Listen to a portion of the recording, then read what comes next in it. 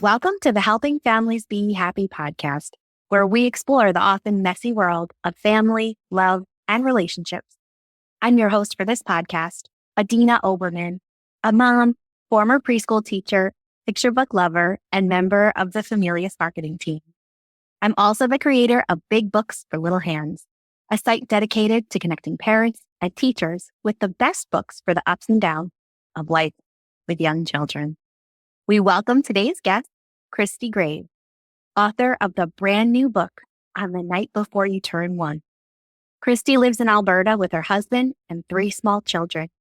She's a bedtime story reader extraordinaire and can be found rocking and reading her littles to sleep long into the night because she can't ever say no to one more story, please.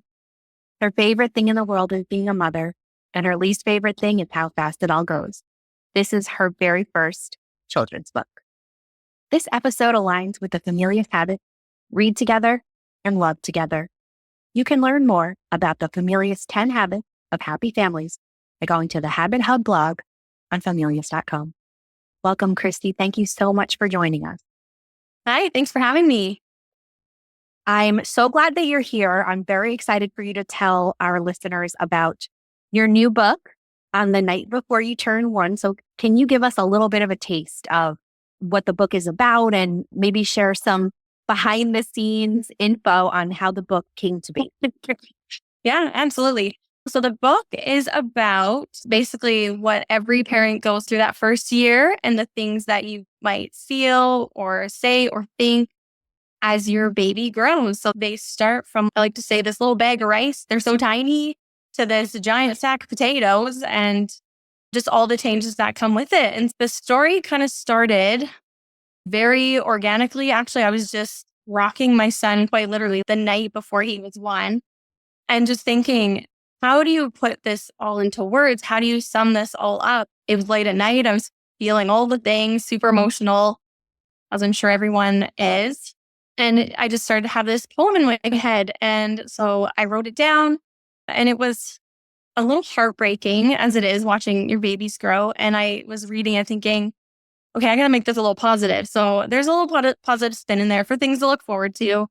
And yeah, I shared it with some family and friends, and they all encouraged me to look into sharing this with more parents, and everyone seemed to resonate with it and relate to it. And yeah, and the rest is history. And here I am with my first book.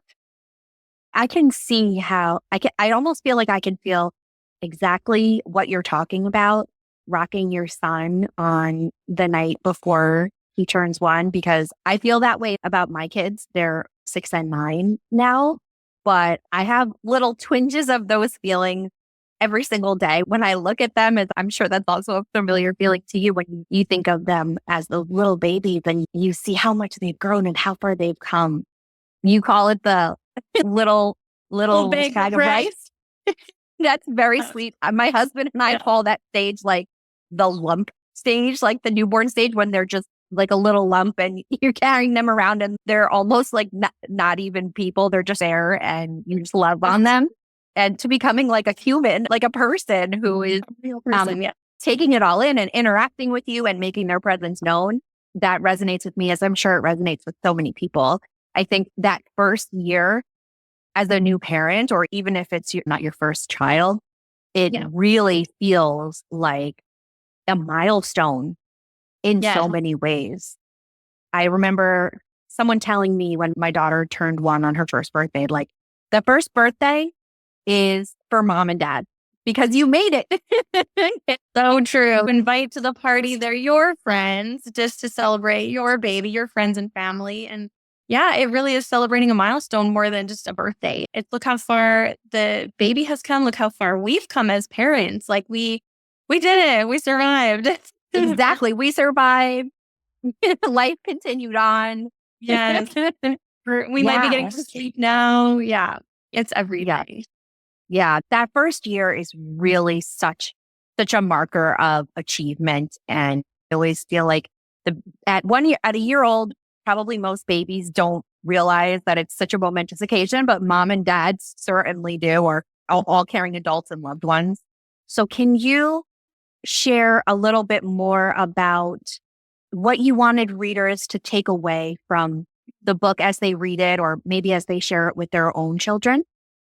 Yeah, absolutely. Like I said, as I was feeling all these emotions and writing this poem, I started to feel really down. Like it is a sad milestone in some ways. And so I really wanted to, for myself in the moment, to boost myself up. Let's think about how far we've come and how far this baby has come and all the things left to come. They could be walking soon or even saying mama, or I wrote in there, I can't wait for them to say I love you back, and how incredible that's going to be. I definitely needed that little positive pick me up. And I hope that other parents can take that same message, just the positiveness in it, and that this book could be just a great big hug to share with other parents. I've been there. If anyone else, I've been there, but I'm sure everybody's been there, and we're all in the same boat.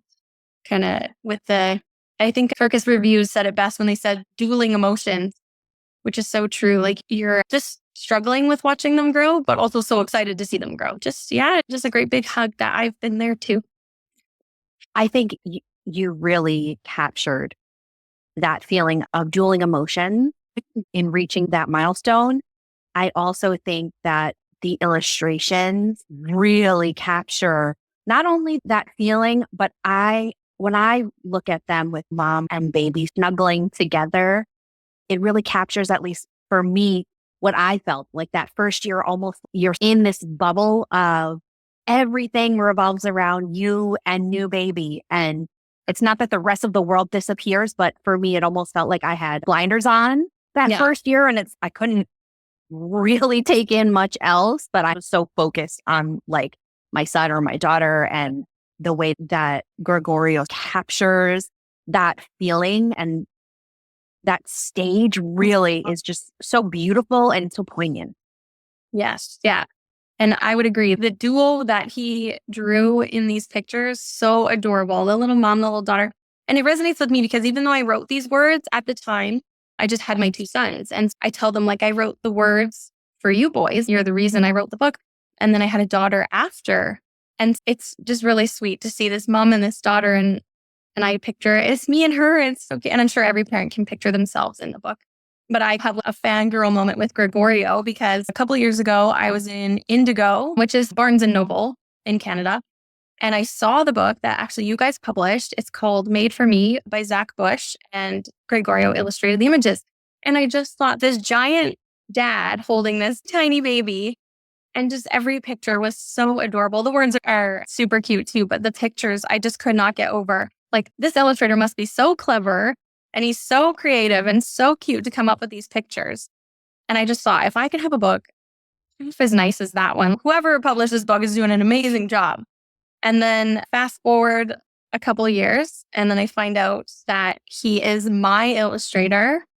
And I quite nearly almost had a heart attack. I can't believe it. It's just my fangirl moment when I found out it was him. And I think he did an amazing job. I'm super impressed. He is so extraordinarily talented, and it's such a special book as it is, coming from such a personal and special place for you, and how like additionally magical it is that you had this connection to his previous work and then you came full circle. So that's really, exactly.